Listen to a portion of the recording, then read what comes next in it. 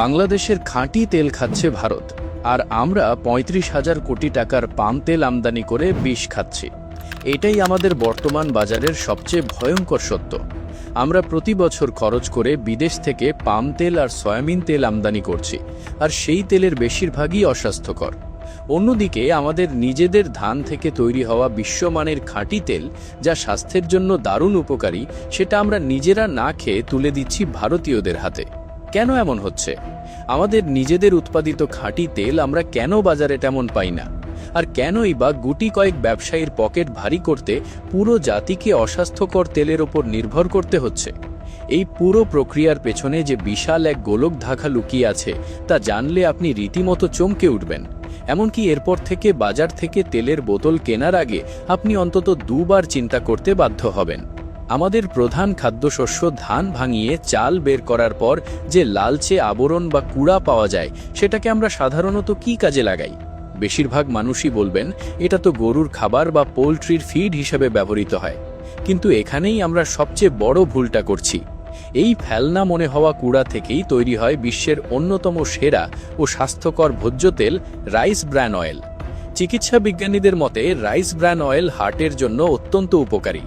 এই তেলে আছে ওরাইজনাল, ভিটামিন ই এবং প্রচুর পরিমাণে অ্যান্টিঅক্সিডেন্ট।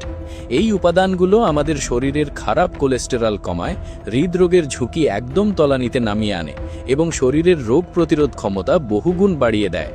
জাপান বা ভারতের মতো দেশগুলোতে এই তেলের কদর দেখলে আপনি অবাক হবেন। সেখানে স্বাস্থ্য সচেতন মানুষজন সাধারণ সয়াবিন বা পাম তেলের বদলে এই রাইস ব্র্যান অয়েল কেনার জন্য রীতিমতো লাইন দেয়। অথচ আমাদের দেশে ধানের অভাব নেই, কুড়ার অভাব নেই, কিন্তু আমরা এই মহামূল্যবান সম্পদকে ঠিকমতো ব্যবহারই করতে পারছি না। দেশে বর্তমানে প্রায় ২০টির মতো রাইস মিল বা প্রতিষ্ঠান রয়েছে, যারা এই কুড়া থেকে তেল উৎপাদন করে। সব মিলিয়ে তারা বছরে প্রায় ৭ lakh ton rice bran oil তৈরি করছে। কিন্তু প্রশ্ন হলো, এত বিপুল পরিমাণ তেল যদি দেশেই তৈরি হয়, তাহলে মুদি দোকানে আমরা এই তেল দেখতে পাই না কেন? কেন আমাদের বোতলের পর বোতল পাম তেল আর সয়াবিন তেলের ওপর নির্ভর করতে হচ্ছে? কারণটা শুনলে আপনার মেজাজ খারাপ হতে পারে। কারণ আমাদের দেশে উৎপাদিত এই খাঁটি তেলের একটা বিশাল অংশ সরাসরি চলে যাচ্ছে ভারতে। পরিসংখ্যানের দিকে তাকালে চোখ কপালে ওঠার জোগাড় হবে। ২০২৪-২৫ অর্থ বছরের হিসেব অনুযায়ী বাংলাদেশ থেকে ভারতে ৬৪,১০৯ টন অপরিশোধিত রাইস ব্র্যান্ড অয়েল রপ্তানি করা হয়েছে। ঠিক তার আগের বছর অর্থাৎ ২০২২-২৩ অর্থ বছরে এই রপ্তানির পরিমাণ ছিল মাত্র ৭,২৮৯ টন। মাত্র ১ বা ২ বছরের ব্যবধানে রপ্তানির পরিমাণ কতটা লাফিয়ে বেড়েছে তা কি খেয়াল করেছেন? ভারত তো ভালো করেই জানে এই তেলের আসল গুণ কি। তারা আমাদের কাছ থেকে একদম অপরিশোধিত অবস্থায় সস্তায় এই তেল কিনে নিয়ে যাচ্ছে, তারপর নিজেদের দেশে সেটা পরিশোধন করে চড়া দামে তাদের দেশের মানুষের কাছে বিক্রি করছে। অর্থাৎ কাঁচামাল আমাদের, কারখানায় ঘাম ঝরাচ্ছে আমাদের শ্রমিকরা, আর সেই খাঁটি জিনিসের স্বাদ ও স্বাস্থ্যগত সুবিধা ভোগ করছে ভারত। আর আমরা রয়ে গেছি সেই আমদানি নির্ভর বোকা ক্রেতা হয়ে। আমরা নিজেদের সেরা জিনিসটা বাইরে পাঠিয়ে দিয়ে বিদেশ থেকে আমদানি করা পাম তেলের ওপর নির্ভরশীল হয়ে পড়েছি। এই পাম তেল বা সয়াবিন তেল আনতে আমাদের প্রতি বছর খরচ হচ্ছে প্রায় ৩৫,০০০ কোটি টাকা। আমাদের ভোজ্য তেলের বার্ষিক চাহিদা প্রায় ২২ থেকে ২৩ লাখ টন। এর প্রায় ৯০% পূরণ করা হয় বিদেশ থেকে তেল আমদানি করে।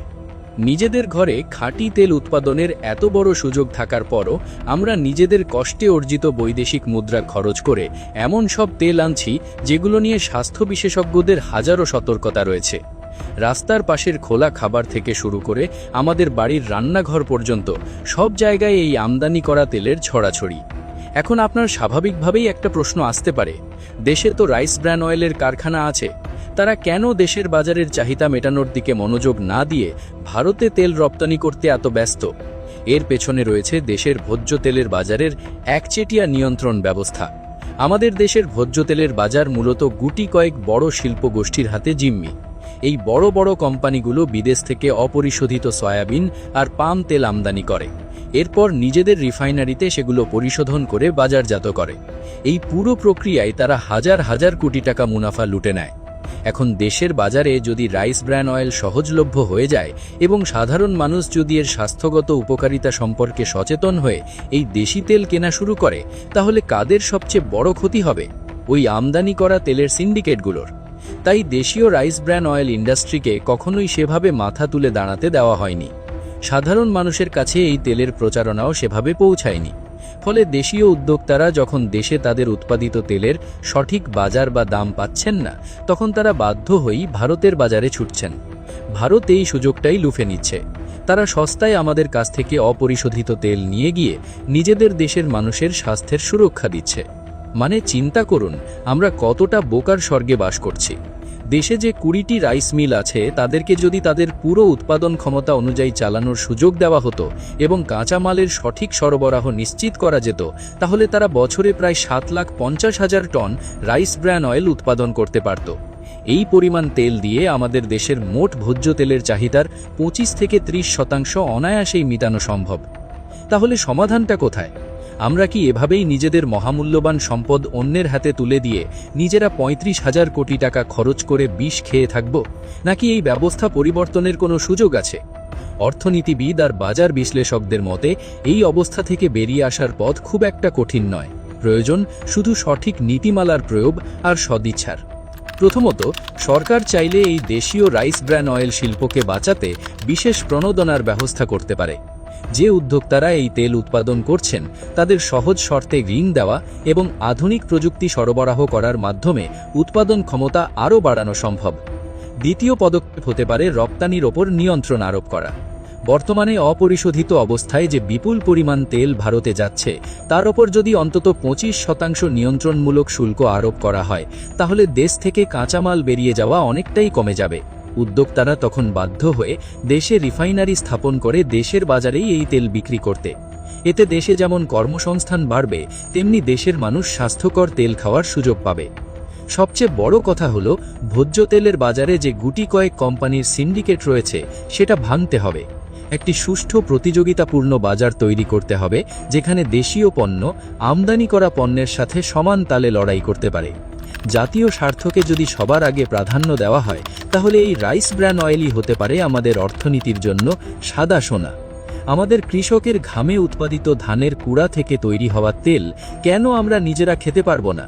কেন আমাদের সাধারণ মানুষকে হার্টের ঝুঁকির কথা জেনেও আমদানি করা অস্বাস্থ্যকর তেলের উপর নির্ভর করতে হবে? এই বিষয়টি নিয়ে ভাবার সময় এখনই। আমরা যদি নিজেদের সম্পদকে চিনতে না পারি এবং সেটার সঠিক ব্যবহার করতে না পারি, তাহলে দীর্ঘমেয়াদে আমাদের স্বাস্থ্য এবং অর্থনীতি দুটোই ভয়ঙ্কর ক্ষতির সম্মুখীন হবে। বাজারে গিয়ে যখন তেলের বোতল হাতে নেবেন, তখন এই কথাগুলো একটু মিলিয়ে দেখবেন। 35,000 কোটি টাকার আমদানি করা সেই তেলের বোতলে আসলেই কি আপনার স্বাস্থ্যের সুরক্ষা আছে, নাকি আছে এক বিশাল বাণিজ্যিক ফাঁদ? এই পুরো বিষয়টি নিয়ে আপনাদের কি মনে হয়? আপনার মূল্যবান মতামত জানিয়ে দিন আমাদের কমেন্ট সেকশনে।